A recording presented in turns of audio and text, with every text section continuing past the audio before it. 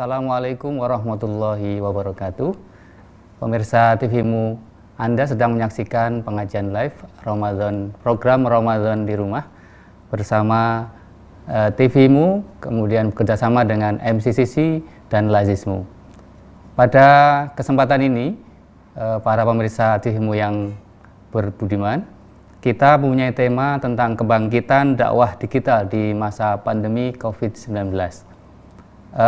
Bersama ini nanti kita akan dibersamai oleh Profesor Dr. Hadadang Hamad MSI. Beliau adalah Ketua Pimpinan Pusat Muhammadiyah yang nanti akan memberikan paparan tentang dakwah digital di masa COVID-19. Kita ketahui bersama pada saat ini masa pandemi yang kita ketahui bahwa semua berada di rumah dengan harapan kita bisa terhindar dari penyebaran virus corona yang sangat mengkhawatirkan bagi kita semua. Di dakwah digital ini menjadi penting bagi kita. Saat-saat seperti ini banyak hal yang harus kita perhatikan ketika kita memberikan dakwah secara virtual. Nah, beberapa hal nanti akan disampaikan oleh Prof. Dadang Hamad dan kita segera akan menyapa beliau untuk memberikan paparannya. Assalamualaikum, Prof. Waalaikumsalam warahmatullahi wabarakatuh. Ya, kita berada di acara live TVmu pengajian Ramadan di rumah bersama MCCC dan Lazismu. Prof nanti bisa memberikan paparannya di segmen pertama ini. Kira-kira ada 12 sampai 15 menit untuk memberikan paparan tentang kebangkitan dakwah digital di masa pandemi COVID-19. Kami persilahkan, Prof. Ya, terima kasih. Bismillahirrahmanirrahim. Assalamualaikum warahmatullahi wabarakatuh. Alhamdulillah wassalatu wassalamu ala Rasulillah wala haula wala quwata illa billah. Wa qala Allahu ta'ala fi kitabil karim ud'u ila sabili rabbika bil hikmah wal mau'izatil hasanah wajadilhum billati hiya ahsan. Inna rabbaka huwa alamu bima dhalla sabilihi wa huwa alamu bil muhtadin. Para pemirsa TVmu di mana saja berada, alhamdulillah kita patut bersyukur kehadirat Allah Subhanahu wa taala. Dalam keadaan apapun kita terus bersyukur. Sampai hari ini kita masih diberi usia panjang, kesehatan, diberi rezeki sehingga kita sekarang bisa menyaksikan pengajian di rumah atau melalui berbasis virtual atau berbasis digital. Alhamdulillah kita hari ini adalah hari ke-14 di bulan Ramadan. Artinya kita sudah 14 hari saum dengan pengalaman yang berbeda. Saya kira ini suatu yang berharga bagi kita karena ada pengalaman yang berbeda dengan tahun-tahun rutinitas kita saum. Ini juga perlu kita syukuri karena mungkin apakah kita tidak mengalami lagi atau juga mungkin mengalami lagi dalam cerita yang lain ya. Ini harus kita syukuri. Allah Subhanahu wa taala berfirman, asa antakrahu sayyan wa huwa khairul lakum wa anta asa antuhibu sayyan wa huwa syarrul lakum wallahu ya'lamu wa antum la ta'lamun. Kadang-kadang yang kamu tidak sukai, yang kamu benci, yang kamu rasakan tidak enak, ada sesuatu kebaikan di dalamnya itu. Dan kadang-kadang sesuatu yang kamu sukai, cintai, ada kejelekan di dalamnya itu. Allah mengetahui dan kamu manusia tidak mengetahui akan hikmah di balik segala sesuatu. Jadi kalau keadaan seperti sekarang sedang keadaan wabah seperti ini, menurut saya kita ambil hikmahnya saja, petik hikmahnya. Sebab biasanya ada sesuatu di balik itu. Inna ma'al usri yusra. Di balik kesusahan itu ada kemudahan. Ada sesuatu yang luar biasa. Nah, di antaranya mungkin Bapak Ibu sekalian sekarang ini kita semua dulu-dulu sebelum ada wabah ini tidak begitu antusias ikut pengajian virtual atau pengajian digital, karena kita terus terang saja warga Muhammadiyah itu lebih menyenangi pengajian-pengajian organik, berhadap-hadapan di sebuah tempat ya, di majlis taklim ataupun di kelas-kelas ya. Jadi baru sekarang kita tahu dan kita perlu ternyata dalam keadaan yang seperti ini, social distancing, dalam ada jarak sosial, kita tidak bisa keluar rumah, tapi kita tetap memerlukan siraman rohani. Dengan mengangkat satu HP kita bisa memilih materi-materi yang luar biasa di dalamnya, berbagai versi, berbagai mazhab, berbagai kelompok. Saya kira sekarang itu dengan menjamur pengajian melalui digital ini, melalui virtual ini. Sayangnya memang dari kita, dari kelompok kita, dakwah pencerahan ini belum terlalu banyak ya, yang mengisi relung-relung digital ini. Yang banyak itu dari saudara-saudara kita yang lain, apakah itu dari Salafi atau dari kelompok kanan ya, atau kelompok kiri. Di kelompok tengah seperti Muhammadiyah itu sangat sedikit, bahkan agak sulit kita mencari di YouTube itu pembicara-pembicara yang berlatar belakang Muhammadiyah sangat populer gitu ya. Mungkin kecuali ada beberapa orang yang menurut saya tidak signifikan dengan jumlah anggota Muhammadiyah yang sangat banyak, amal usaha yang sangat banyak. Alhamdulillah ini TV-mu juga Lajismu dan MDNC atau MCCC menginisiatif mengadakan pengajian virtual untuk mengganti pengajian Ramadan ya.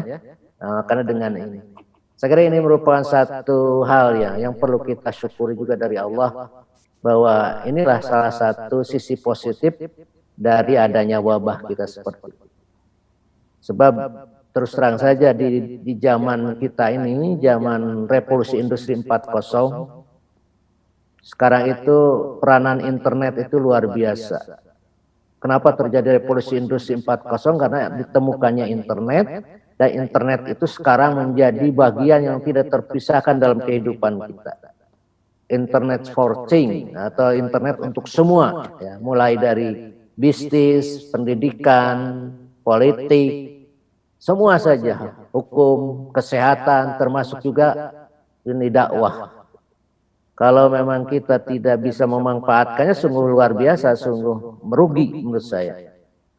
Karena terus terang saja, lihat saja anak-anak kita ini, hasil penelitian dari UIN Jakarta tahun 2017, ketika anak-anak milenial dan post milenial ditanya, di mana Anda belajar agama, 56,48% mereka mengatakan belajar dari media sosial, belajar dari internet. Ini sudah bisa menunjukkan 2017 dan sekarang 2020 sudah 3 tahun, perkembangannya luar biasa. Menurut saya lebih dari 60% sekarang anak-anak kita. Bahkan kalau dengan COVID wabah seperti ini, mungkin bisa 90% orang belajar agama melalui internet. Ini satu satu lapangan dakwah yang perlu kita perhatikan betul. Dan ini sekarang ini menjadi bagian yang sangat ramai itu di dunia. Jangankan dakwah, segala macam, sampai bisnis juga. Kita ini sekarang banyak ibu-ibu rumah tangga tidak mau ke pasar, cukup pakai ini saja, belanja online.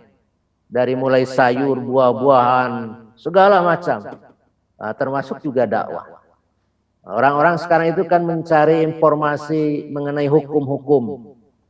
Apakah hukum puasa atau hukum batal puasa, larinya di search engine yang ada, apakah itu di Google atau di yang lain.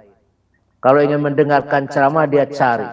Sangat luar biasa sekarang tuh, hampir semua. Saya menemukan beberapa portal baru, beberapa situs baru yang menyajikan di samping perorangan-perorangan di Facebook, di Instagram, di mana-mana ada dakwah yang seperti ini. Inilah yang disebut kebangkitan itu. Allah berfirman dalam surat An-Nahl 125, Ud'u ila sabili rabbika bil hikmah. Ajaklah olehmu manusia kepada jalan Tuhanmu, sabili rabbik, yaitu agama, ya.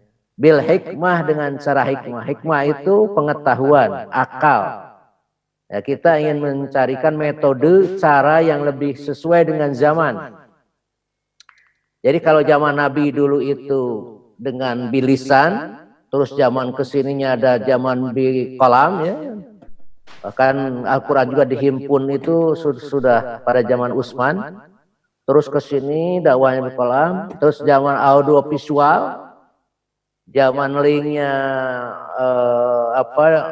televisi, sekarang zamannya internet. Jadi inilah kesempatan kita untuk memanfaatkan dakwah-dakwah melalui ini.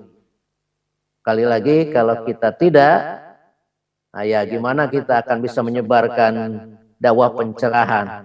Islam berkemajuan tidak akan berkembang dengan pesat karena kita tidak mau bermain dengan sarana-sarana atau dengan metode-metode yang terbarukan yang sesuai dengan zamannya. Karena bagaimanapun manusia kita ini adalah harus beradaptasi dengan zaman. Sekali lagi, menurut saya inilah kesempatan kita dan orang lain sudah terjun. Dan saya lihat juga sebagian kecil orang-orang Muhammadiyah mulai terjun. Dan kemarin waktu ada pertemuan di PP Muhammadiyah, Ketua Majelis Tabligh sudah mengajak kita bagaimana memanfaatkan suasana COVID-19 ini, suasana sedang di rumah, ya, di rumah saja atau social distancing, menggunakan kesempatan dakwah melalui dakwah digital atau virtual ini. Saya kira itu Mas Apik, ya, pengantar dari diskusi kita tentang bagaimana kita memanfaatkan sarana yang ada, yaitu internet digital maupun virtual maupun media-media sosial untuk kepentingan kebenaran. Kita bersaing dengan informasi-informasi yang jelek, informasi-informasi yang tidak bisa dipertanggungjawabkan, bahkan mengarah pada kemungkaran. Nah, kita ingin masuk tidak apa-apa melalui TikTok, melalui apapun, ya. Kita isi saja dengan pesan-pesan yang positif, pesan-pesan menginjak kebenaran yang membangun akhlakul karim. Saya kira itu, Mas. Terima kasih. Baik, Prof. Terima kasih banyak sekali yang bisa kita akan gali dari Prof. Luar biasa sekali, kita tadi sudah dijelaskan banyak tentang dakwah digital ini. Kita perlu banyak lagi yang harus kita kembangkan. Tapi para pemirsa sekalian, kita break sejenak, nanti kita akan lanjutkan setelah yang berikut ini.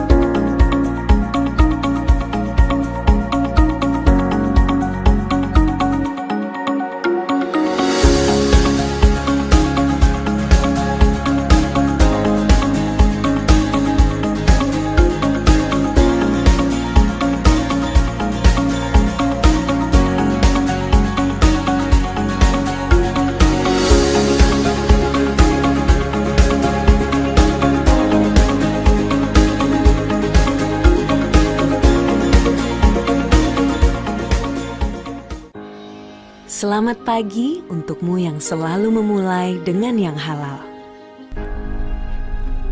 Memulai yang pertama dengan semangat. memulai menyebarkan inspirasi. Kecantikan sejati dimulai dari inovasi tanpa henti. Kebaikan dimulai dari yang halal. Wardah halal dari awal.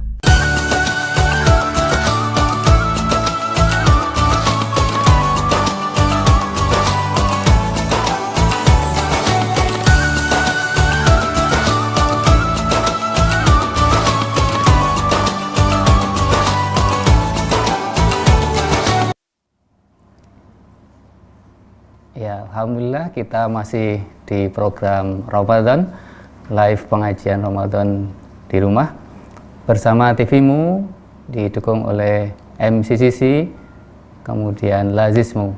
Para pemirsa sekalian, jangan lupa donasi ke Lazismu.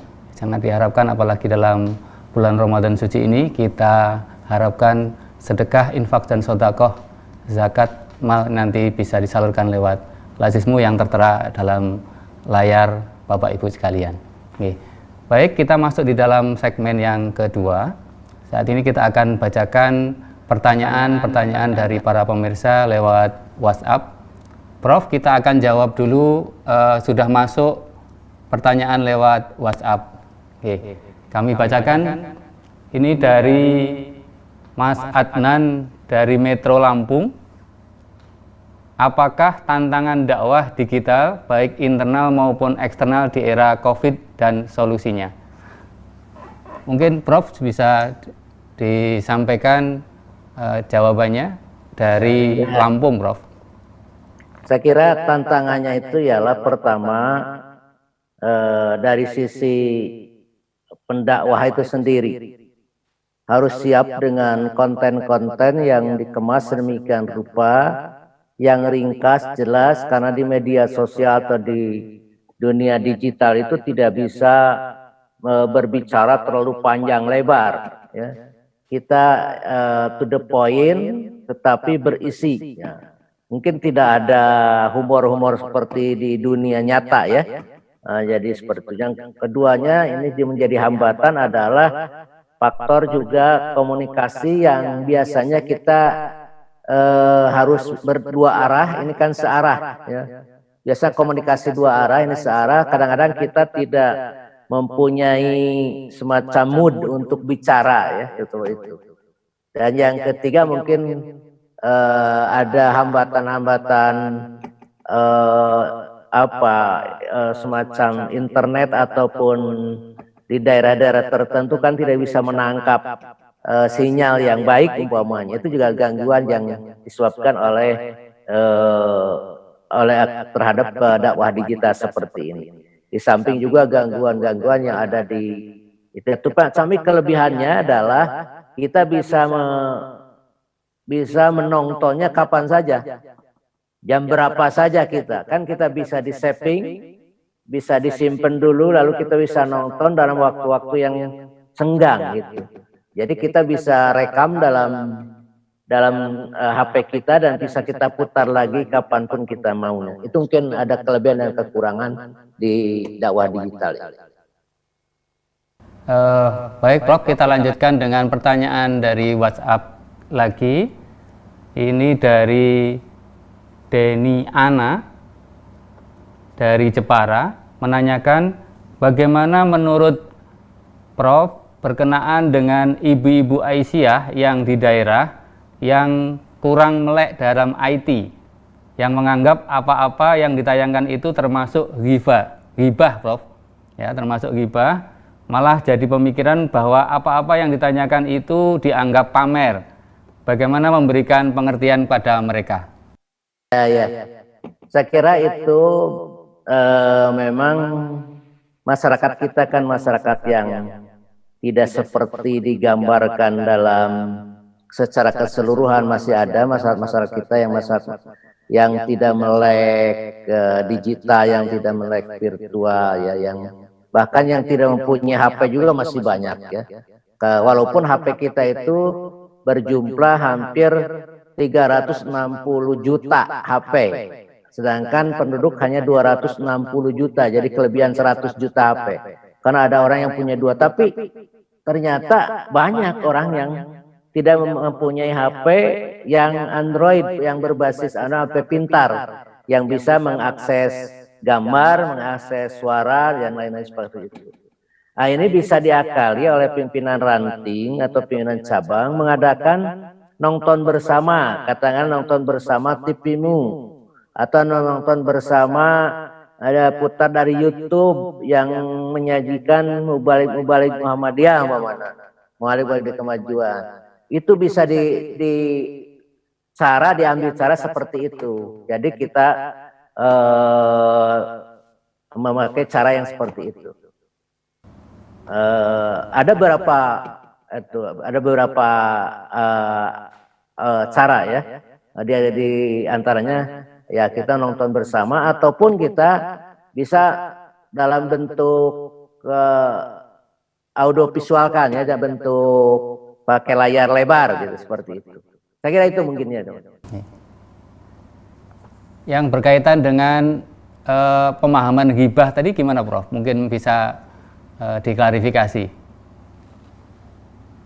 Apa pertanyaan? Tadi kan ada disinggung bahwa pertanyaan itu kalau kita menggunakan media itu dianggapnya ghibah atau bahkan itu masuk dalam kategori apa? Tadi disampaikan tentang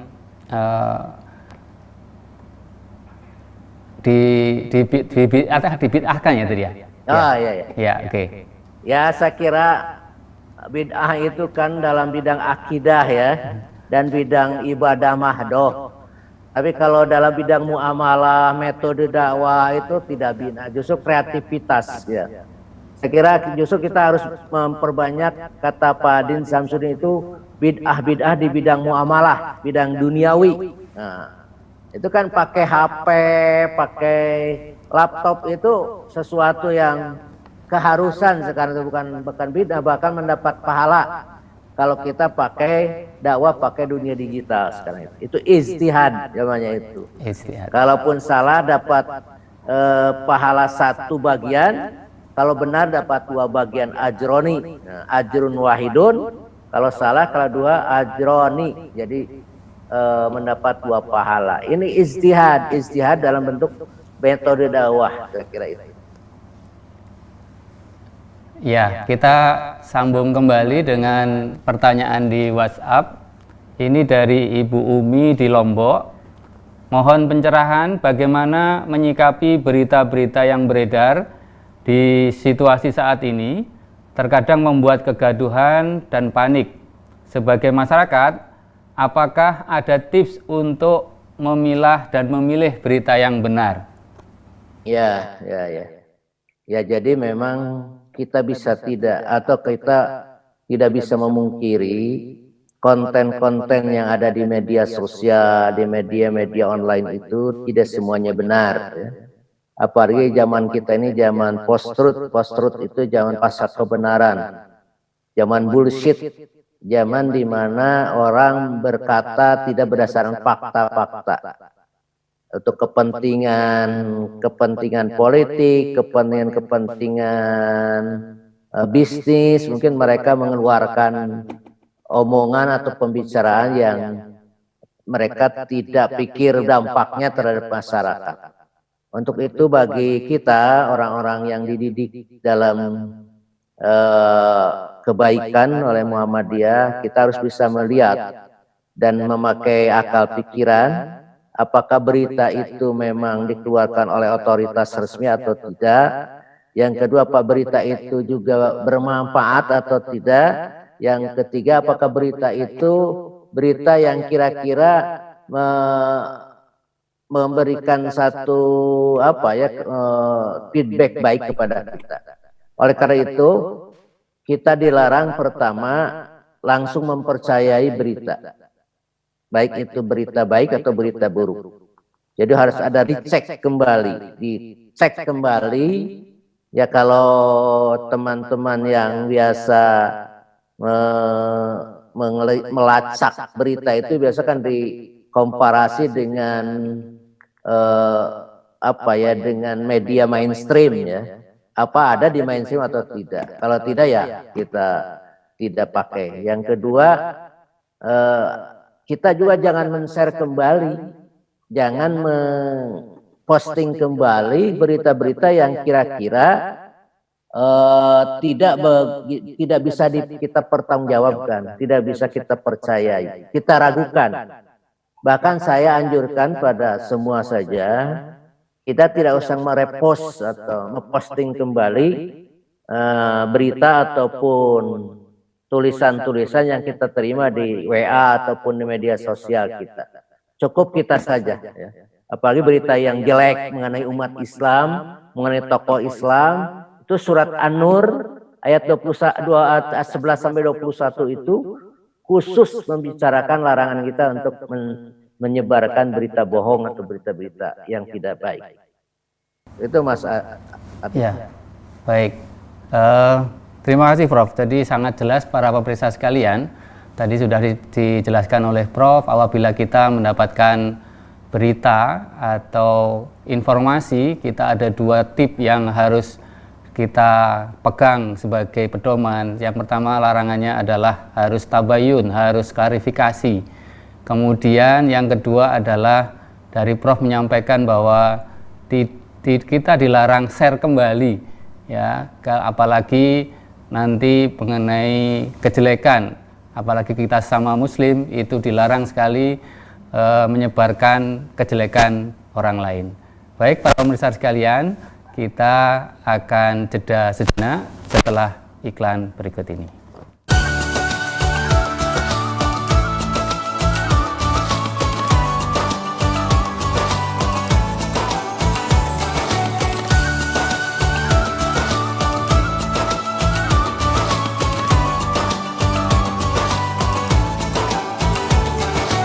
Batik nasional Muhammadiyah sudah menjadi kebanggaan bagi setiap warga Muhammadiyah. Bahkan, pimpinan pusat Muhammadiyah secara resmi menggunakan batik nasional untuk pertemuan nasional maupun internasional. 2 kader Muhammadiyah, Iqbal dan Sarah, peraih medali emas di kejuaraan pencaksilat Asian Games, menjadi bagian ikon brand ambasador batik nasional Muhammadiyah. Kami bangga berbatik nasional Muhammadiyah. Untuk pemesanan lebih lanjut, hubungi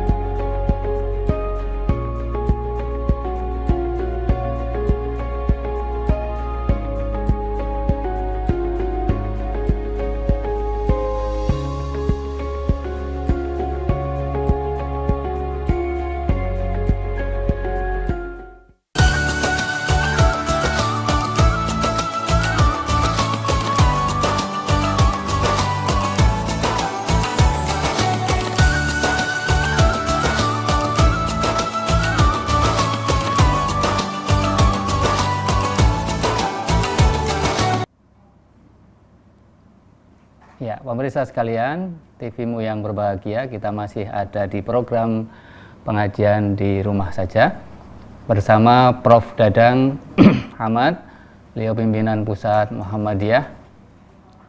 Tema pada saat ini adalah kebangkitan digital di masa pandemi COVID-19. Pada segmen saat ini kita akan jawab sudah banyak sekali WA yang masuk, pertanyaan lewat WA. Prof, kita sambung kembali dengan pertanyaan-pertanyaan WA yang ada sudah masuk dalam studio. Baik, ini dari Mila dari Ciamis. Assalamualaikum Prof. Di era saat ini semua menggunakan digital, online dan daring.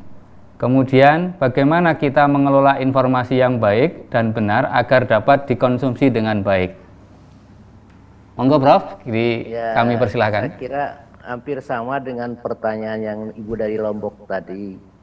Bahwa kita berhati-hati dalam menerima berita-berita yang datang, yang kita terima dalam media atau dalam HP kita atau dalam media sosial yang kita punya ini. Yang kedua, dipikirlah dalam mengenai isu itu. Jadi kita harus lambat lah dalam men-share kembali ke orang lain, tapi dipikirkan dulu. Itu dipikirkannya apakah berita ini benar, apakah berita ini baik, apakah berita ini berguna. Itu saja, ada 3, benar, baik, atau berguna. Kalau tidak baik, tidak benar, tidak berguna, ya jangan di-share kembali kepada orang lain. Berhati-hatilah, karena jangan sampai apa yang kita posting menyebabkan kita kesengsaraan di akhirat nanti.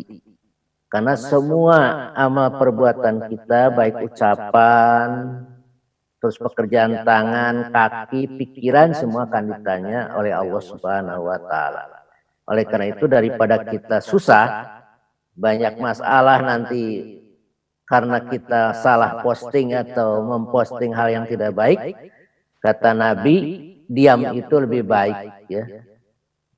Fal yakul khairan aw liyasmut, berkatalah yang baik, aw liyasmut, atau diam, tidak usah kita posting kembali, tidak membuat produk postingan-postingan yang kira-kira menyebabkan orang lain berbahaya atau celaka. Mungkin itu Mas Apik.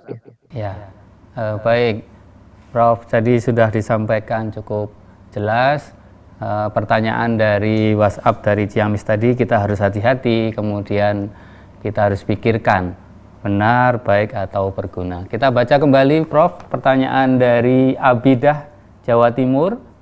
Masih banyaknya mubalik Muhammadiyah yang apatis dan menghukumi digital adalah bid'ah. Ini hampir mirip dengan pertanyaan yang sebelumnya tadi juga. Bagaimana peran Muhammadiyah terhadap mubalik yang seperti tersebut di atas? Ya, terima kasih. Saya kira memang mubalik-mubalik kita belum semuanya tercerahkan, belum semuanya memahami pentingnya digital, penggunaan digital dalam dakwah.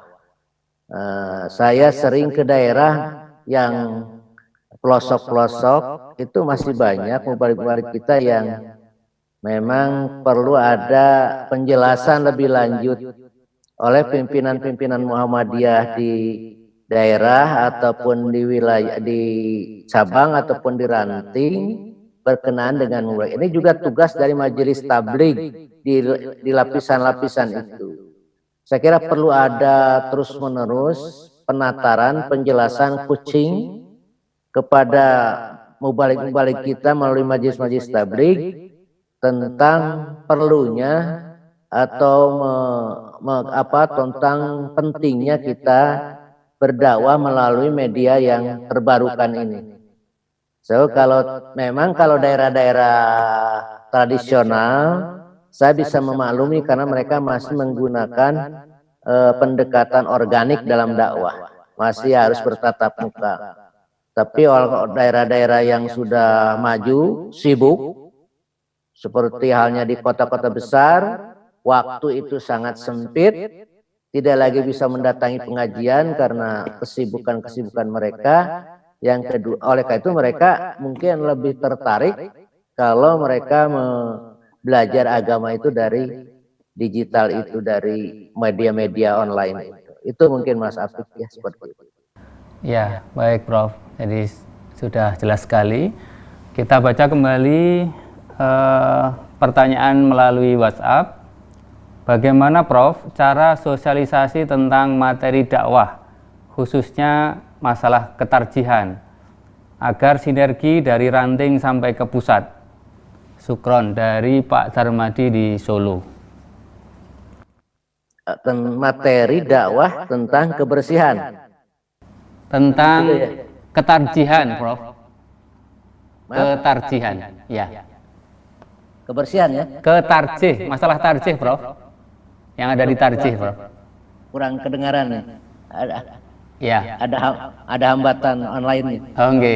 Masalah ketarjihan, Prof, di sini yang ditanyakan. Jadi biar sinergi antara ranting sampai ke pusat, terutama materi dakwah khususnya ketarjihan, masalah yang ada di tarjih. Biasanya ini tentang khilafiyah yang terjadi di masyarakat, Prof. Di ranting itu kan masih banyak yang terjadi seperti itu. Okay. Saya kira memang ini sesuatu yang kita rasakan produk-produk tarji itu belum tersosialisasi dengan benar sampai ke tingkat bawah. Dan ini perlu ada kajian-kajian yang khusus berkenaan. Dulu waktu saya sering mengikuti pengajian-pengajian di wilayah di daerah itu atau di cabang, itu setiap pengajian itu ada kajian tarji khusus setiap bulan itu, dan itu diestafetkan dari wilayah ke daerah, daerah ke cabang, cabang ke ranting. HPT maupun produk-produk tarji terbarukan itu harus disosialisasikan. Bahkan kita siapkan semacam forum tanya jawab. Nah, saya minta ke TVmu ya kemarin membuka kembali tarjih menjawab, pertanyaan yang langsung dari audiens dijawab oleh para ulama tarjih yang sengaja dihadirkan oleh TVmu. Saya kira itu akan mempercepat ya. Memang ini menjadi sesuatu yang muskilah ya. Saya banyak di daerah-daerah itu mereka lebih banyak menggunakan buku-buku yang bukan terbitkan oleh Majelis Tarjih, buku-buku agama yang terbitkan oleh orang-orang lain ya, baik dari kanan maupun dari kiri, sehingga agak berbeda ya, agak berbeda. Contohnya mengenai cadar, mengenai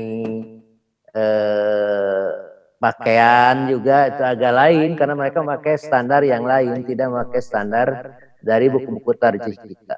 Ini pentingnya sosialisasi, bahkan kalau saya lebih baik gratiskan itu buku HPT tarjih itu untuk semua lapisan pimpinan dari mulai tingkat wilayah, daerah, cabang, ranting itu sudahlah dikirim oleh PP Muhammadiyah atau untuk digratiskan, segera tersosialisasikan. Kalau tidak, menunggu mereka membeli agak susah menurut saya. Saya kira itu mungkin Mas Afif. Ya, baik Prof, sangat jelas sekali. Jadi tantangan yang ada di ranting sampai ke pusat nanti biar bisa disinergi tentang terutama masalah tarjih. Baik, kita lanjutkan kembali dengan pertanyaan selanjutnya di WhatsApp dari Sulawesi Tengah, Anggi. Tadi Prof sempat menyampaikan tentang metode dakwah. Nah, metode dakwah seperti apa yang dapat dilakukan di era digital dan di era pandemi ini, sehingga kami dapat mendapatkan informasi dakwah yang benar. Ya, saya kira metode dakwah yang 3 tadi yang disebutkan hal itu bisa dilaksanakan di dunia digital. Pertama, mungkin kita bisa melalui kajian-kajian ilmiah ya, seperti diskusi-diskusi, artinya dialog. Di YouTube itu tidak hanya monoton ceramah, tapi ada dialog, diskusi, tanya jawab. Saya kira itu merupakan satu metode yang paling ngena ya. Biasanya orang senang karena rating televisi biasanya tinggi kalau terjadi forum-forum dialog seperti itu. Seperti AILC ya, AILC atau apa itu biasanya banyak penggemarnya gitu. Saya kira dakwah pun seperti itu. Yang kedua, mau'idatul hasanah. Boleh dengan ceramah, tapi ceramah yang lembut, yang baik, yang enak, yang mungkin orang menyerapnya itu meresap ke dalam kolbu gitu. Mau'idah hasanah itu. Terus bil hikmah, mungkin dengan cara pertunjukan drama ya. Bisa saja itu bil hikmah itu. Dengan cara film atau ya saya sebutkan tadi, boleh saja pakai TikTok ya, pakai media-media short film apa gitu, ini ada sekarang itu Netflix itu lain ya, saya tidak tahu itu nama-namanya itu. Bisa lah kita gunakan itu bil hikmah wal mau'idatil hasanah wajadilhum billati hiya ahsan. Saya kira metode-metode itu kita pakai di samping metode-metode lain yang kita create sendiri ya.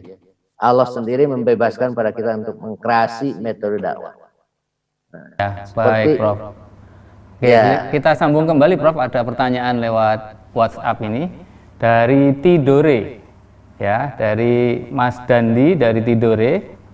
Strategi apa yang digunakan PP Muhammadiyah untuk membangkitkan dakwah digital dalam mensiarkan agama Islam? dan memberikan ruang bagi mubalik untuk tampil. Apakah ada kriteria khusus? Sepertinya mubalik muda Muhammadiyah masih melulu untuk tampil, atau maksudnya yang itu saja mungkin yang disampaikan. Bagaimana PP memanagenya hal ini? Ya, saya kira PP Muhammadiyah sudah berusaha untuk ada kesadaran bagi semua mubalik Muhammadiyah di berbagai level untuk mulai berani tampil dalam dakwah digital ini. Kita sudah mengadakan pertemuan-pertemuan beberapa kali. Pertama, pertemuan melalui Majelis Pustaka dan Informasi, karena itu yang membidangi sosialisasi tentang media digital ini. Kita kumpulkan penggerak atau aktivis-aktivis media sosial, dan juga kita kumpulkan media-media online yang dipunyai oleh Muhammadiyah. Contohnya kita punya televisi Muhammadiyah. Televisi Muhammadiyah itu kita bisa tonton dalam bentuk streaming, dalam bentuk televisi, ataupun dalam bentuk aplikasi. Ada aplikasi TV-mu yang bisa kita tonton di mana saja. Saya kira di sana itu tampil mubalik-mubalik Muhammadiyah, dan kalaupun saudara-saudara kita mubalik-mubalik yang ada di Aceh, di Sumatera Utara, di Kalimantan, di Sulawesi ingin urung rembuk, silakan merekam sendiri melalui bisa pakai kamera atau bisa pakai HP yang kita punyai, handphone, dengan posisi berbaring itu tidak itu. Lalu kita per 7 menit atau per 6 menit lalu dikirimkan melalui email atau melalui tautan ke direksi TV-mu. Saya kira nanti akan ditayangkan. Termasuk juga di website Muhammadiyah, ataupun di, apalagi kita sekarang di PP Muhammadiyah sudah punya pusat dakwah digital ya, yang ada di PP Muhammadiyah Jogja. Saya kira itu suatu luar biasa, dan itu bisa dimanfaatkan untuk kepentingan dakwah digital ini. Insya Allah ke depan ya, kalau Allah memberikan kesempatan umur pada kita, ini akan lebih ditingkatkan lagi menjadi sesuatu, menjadi core bisnisnya Majelis Pustaka Informasi untuk mengenalkan dakwah digital secara luas. Nanti kerjasama dengan Majelis Tabligh, kita ingin mengumpulkan mubalik-mubalik Muhammadiyah, didaftar seluruhnya, dan kita akan mohon untuk bisa secara gradual disosialisasikan mengenai pentingnya dakwah digital. Itu mungkin Mas Afik yang dapat disampaikan. Ya, baik Prof, sangat jelas sekali tadi peran dari PP Muhammadiyah sudah luar biasa untuk mensikapi dakwah digital ini. Para pemirsa sekalian, kita break sejenak untuk kita saksikan di iklan berikut ini.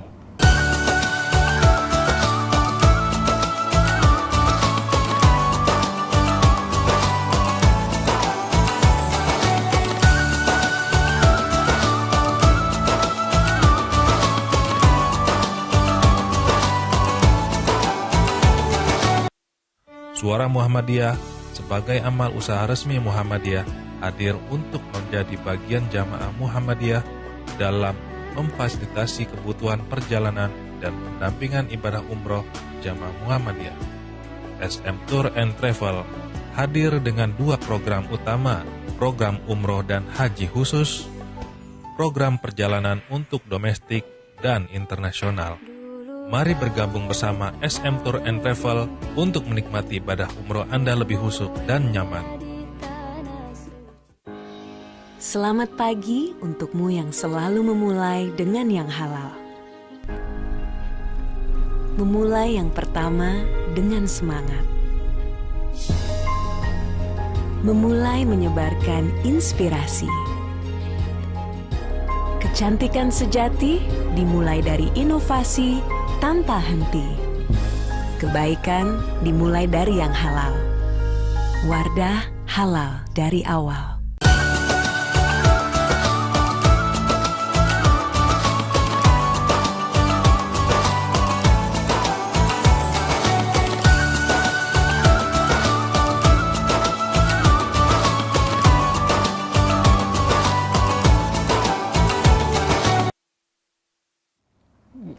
para pemirsa TVmu yang berbahagia. Kita masih dalam live pengajian Ramadan di rumah bersama TVmu, Lazismu, dan MCC. Jangan lupa donasinya disalurkan ke Lazismu yang tertera nomor rekening pada layar Bapak Ibu sekalian dan saudara-saudara sekalian yang ada di rumah.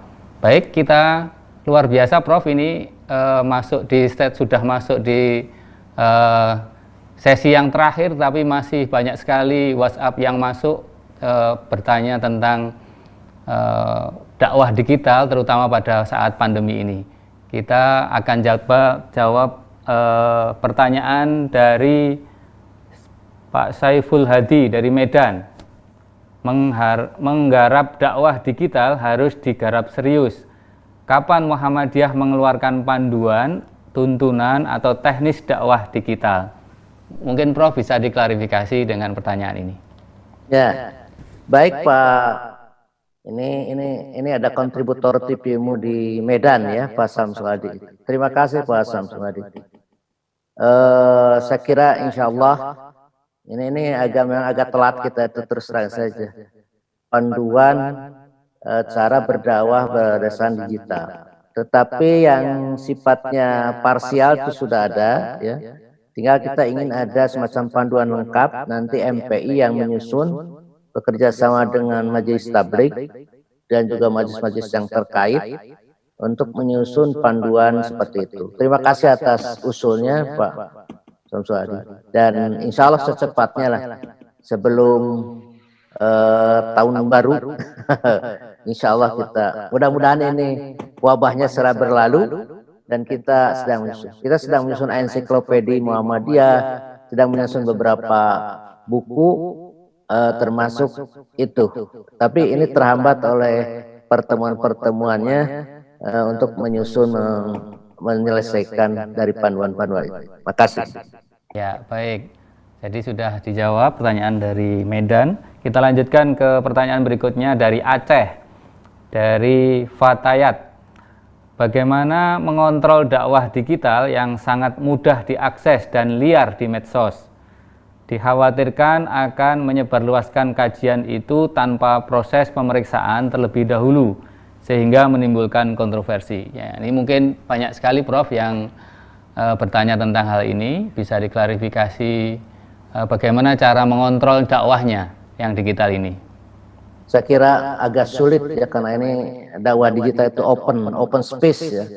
Jadi open sky, jadi langit yang bebas ya, yang tidak bisa terkontrol. Tetapi kontrolnya itu ya dari diri kita sendiri. Memang kita akui yang bergerak di bidang dakwah digital itu bukan hanya dari kelompok Ahlus Sunnah, tapi semua kelompok itu ada. Mau dari kelompok Syiah, dari Ahmadi, dari Ahlus Sunnah wal Jamaah, dari apapun juga, dari Salafi, dari Wahabi, dari mana. Dan ada juga dari kelompok-kelompok yang sempalan kecil pokoknya, mereka bermain juga. Sehingga kalau tidak kita selektif dalam memahami dakwah itu, akan terjadi sesuatu yang kita tidak ingin, katakanlah radikalisme ya, terus juga yang melahirkan kekerasan gitu ya, juga orang-orang yang apatis, yang fatalisme, seperti halnya sekarang kasus wabah COVID ini. Ada yang pendakwah yang menyuruh kita tidak usah social distancing, lalulah silakan aja di masjid kita untuk beribadah kepada Allah, nanti Allah yang memberi pertolongan pada kita. Ada yang seperti itu. Jadi bermacam-macam. Nah, disinilah mungkin kepiawaian kita untuk menseleksi. Menurut saya beginilah, kita ukur dengan pengetahuan yang lama yang kita punyai saja. Kalau terlalu jauh dengan pengetahuan lama yang kita punyai, ya kita tidak usah ikuti. Atau kita tanya kepada ahli melalui hubungan pribadi atau semacam link-link yang bisa langsung kepada kiai-kiai. Oleh karena itu, saya harap pada Mubalik Muhammadiyah ataupun ulama Muhammadiyah untuk membuka diri, men-share nomor telepon atau nomor link yang bisa tanyai oleh siapapun melalui media-media sosial yang ada, ya. Jadi punyalah atau semacam situs-situs yang dipunyai oleh para mubaligh atau ulama, sehingga orang mengklarifikasi itu gampang, di-share aja ke Pak Anu, ke Kiai Anu, ke Ustadz Anu, lalu ada jawaban. Itu mungkin Mas Apik, ya. Ya, baik para pemirsa sekalian.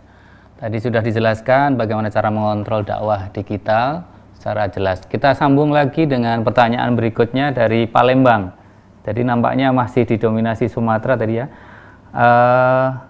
Pak Agus, dakwah dengan menggunakan video parodi di Instagram seperti yang dilakukan oleh anak-anak muda kaum milenial. Bagaimana menurut Prof? Mohon pencerahan dan bagaimana batasannya agar tidak melenceng dari syariat Islam. Ya.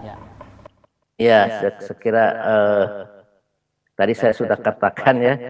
Jadi problem besar anak kita sekarang ini, cucu kita ini, bukan pada kehidupan nyata sekarang itu, tapi pada kehidupan digital ini. Karena kehidupan sehari-hari mereka dari sana. Hampir 24 jam mereka tidak berpisah dari handphone yang mereka miliki. Ada anak sampai nonton sampai jam 11 malam, tidak tidur untuk nonton film-film yang ada di YouTube, yang ada di jadi mereka kadang-kadang lupa diri, lupa makan, lupa bersih. Nah, disinilah kearifan orang tua untuk memberikan bimbingan, guidance kepada anak dan cucu kita agar mereka tetap menjadi manusia yang normal, manusia yang taat beribadah, mereka yang beriman. Itu tantangan kita sekarang sebagai orang tua membimbing itu sangat berat luar biasa. Kadang-kadang antara orang tua dengan anak itu tidak nyambung. Anaknya memang sekarang berorientasi digital, orang tuanya tidak tahu tentang digital, bahkan berapriori. Nah, sehingga ini ada gap, ya, gap generasi. Ini yang menyulitkan gitu. Oleh karena itu, ini orang-orang tua sekarang ini juga harus juga ikut mengawasi anak-anaknya, memahami apa yang ada di dalam kecenderungan anak-anak itu sendiri dan membimbingnya ke arah yang lebih baik. Saya kira tetap orang tua menjadi peranan yang penting dalam hal ini. Itu mungkin Mas Apik, ya. Ya, baik Prof. Kita masih sambung lagi karena ini sudah banyak sekali WhatsApp yang masuk. Mohon informasi apakah buku fikih informasi sudah ada edisi PDF-nya? Bagaimana cara mendapatkannya? Dari Pak Agus Setiawan, PCIM Malaysia, dari PCIM Malaysia, Prof. Ini menanyakan apakah sudah ada PDF-nya tentang fikih informasi. Ya, saya kira terima kasih Pak Agus, ya. Selamat berpuasa Pak Agus, yang ada di PCIM, ya, di Malaysia. Beliau adalah wartawan antara yang ada di sana. Jadi begini Pak Agus, insya Allah saya kira sudah ada versi PDF-nya dan itu sudah dicetak beberapa kali. Dan silakan hubungi MPI, ya mungkin Pak Agus lebih tahu dan Pak Agus sendiri nanti sebagai bagian dari MPI silakan menghubungi salah seorang pimpinan, ketua atau wakil ketua MPI atau sekretaris yang ada di PP Muhammadiyah. Nanti ada informasi yang lebih akurat lagi. Itu mungkin Pak Apik, ya. Oke, kemudian Pak Agus tadi sudah disampaikan oleh Prof bahwa sudah bisa menghubungi ke PP Muhammadiyah. Yang menarik Prof tadi yang mungkin belum Prof jelaskan lebih detail tentang parodi. Jadi tadi bagaimana cara menyampaikan dakwah secara parodi tadi itu terutama kaum milenial. Nah, kita bagaimana cara mengontrolnya? Kemudian yang menarik lagi tadi itu secara internal di kita di dalam PP Muhammadiyah mungkin sudah punya program bagaimana mengorbitkan para dai-dai kita yang mungkin biar bisa sekelas dengan yang lain. Jadi ketika dia membuka YouTube itu adalah dai-dai kita yang diminati, bukan dai dalam tanda kutip dari yang lain. Mungkin Prof bisa sampaikan lebih detail tadi. Ya, berkenaan dengan kontrol media anak-anak ya. Gitu. Jadi begini Pak pemirsa yang budiman, yang dirahmati Allah Subhanahu wa taala. Jadi anak kita itu memang harus disiapkan mereka itu bisa mandiri dalam memilih dan memilah konten-konten. Saya biasa mengilustrasikan apakah anak kita itu akan dibuat lalat atau akan dibuat lebah. Kalau lalat itu selalu mencari yang jelek-jelek. Kemanapun dia datang akan mencari jelek-jelek. Kalau dia membuka situs itu pasti situs yang jelek-jelek. Tapi kalau anak lebah, anak kita lebah atau kumbang, dia akan menghindap di tempat-tempat yang indah, yang baik-baik. Saya kira ini harus dipersiapkan betul ini. Oleh karena itu jangan terlalu jangan terlalu strict membatasi anak, tetapi kita justru membimbingnya. Untung saja tidak punya, anak saya hidupnya zaman sebelum ini ya. Jadi mungkin cucu saya sekarang, tapi itu cucu bukan tanggung jawab saya, itu tanggung jawab ibu bapaknya. Jadi memang sekarang itu berat pekerjaan orang tua sekarang itu untuk membimbing anak seperti itu. Jadikan anak bapak itu sebagai kumbang atau sebagai lebah yang mencari bunga-bunga yang indah dan melahirkan madu-madu. Jadi kalau membuka HP itu dicarinya konten-konten yang berguna bagi diri. Jangan seperti lalat yang hinggap di bau-bau di tempat-tempat. Jadi kemanapun dia datang pasti mencari yang jelek-jelek. Itu mungkin perumpamaan yang saya buat, Pak. Karena memang agak sulit ya. Saya juga tidak berpengalaman dalam hal itu. Jadi agak sulit. Jadi agak sulit karena zamannya sekarang zaman berbeda ya. Yang kedua berkenan dengan apa tadi Pak? Bagaimana kita mengorbitkan dai-dai Muhammadiyah, Prof? Ya, saya kira sekarang itu saya suka kalau ketemu dengan siapapun dai-dai Muhammadiyah tuh coba Anda berbuatlah gitu. Umpamanya ke Majelis Tabligh saya ingin coba lebih digiatkan lagi sekarang pendidikan mubalik untuk melek digital ini. Ya kemarin saya juga ngobrol atau kolaborasilah dengan MPI, isi tuh ruang-ruang yang ada di TV-mu, ruang-ruang yang ada di YouTube, ruang-ruang ada yang di Facebook-nya PP Muhammadiyah oleh mubalik-mubalik itu. Ya, tapi begini juga Mas, jadi audien kita warga Muhammadiyah juga belum melek untuk mungkin apakah mereka terlalu sibuk di dunia amal usaha kita atau apa, saya tidak tahu, sehingga situs-situs milik PP Muhammadiyah selalu tidak bagus, tidak trending topik gitu ya. Betul. Umpamanya seperti Muhammadiyah Orient, itu kalah oleh yang lain gitu, oleh Suara Muhammadiyah oleh itu, karena memang mungkin kita tidak berminat untuk mengunjungi itu. Mereka terlalu sibuk dalam dunia amal ibadah, dalam dunia nyata, tidak berpikir kepada dunia itu. Yang kedua mungkin karena kebanyakan kita itu sudah generasi kolonial ya. Jadi tidak seperti generasi saya kan tidak begitu terlalu tertarik pada dunia gitu. Jadi kalau generasinya Mas ini moderator ini ya masih itu dunianya dunia digital. Kalau saya kan dunia lain, dunia nyata. Ini dunia masih masa lalu gitu yang susah untuk itu. Itu mungkin maksudnya. Baik Prof, terima kasih. Kita sudah mendapatkan pencerahan banyak sekali dari Prof Dadang. Baik para pemirsa TV-mu yang berbahagia, kita ada di ujung acara. Tadi dapat kita simpulkan bahwa perkembangan digital yang luar biasa pada kesempatan ini, apalagi pada masa pandemi. Bagaimana kita mensikapinya lebih baik, menjadikan dakwah ini lebih optimal, kemudian kita bisa mengontrol bahwa dalam dakwah tadi disampaikan bahwa untuk bisa mengontrol dakwah digital itu dari diri kita sendiri, kemudian dapat diukur dengan pengetahuan yang lama yang kita miliki, dan jangan lupa kita bisa bertanya kepada ahlinya. Jadi itulah yang tadi disampaikan oleh Prof, dan semoga bermanfaat bagi kita semua pada kesempatan ini. Pemirsa sekalian, kita sudah berada pada ujung acara. Apabila ada yang kurang dari TV-mu, dari kami selaku host dan para semua kru, kami minta maaf. Kita akan berjumpa kembali di besok pada acara yang sama pada jam 16.30.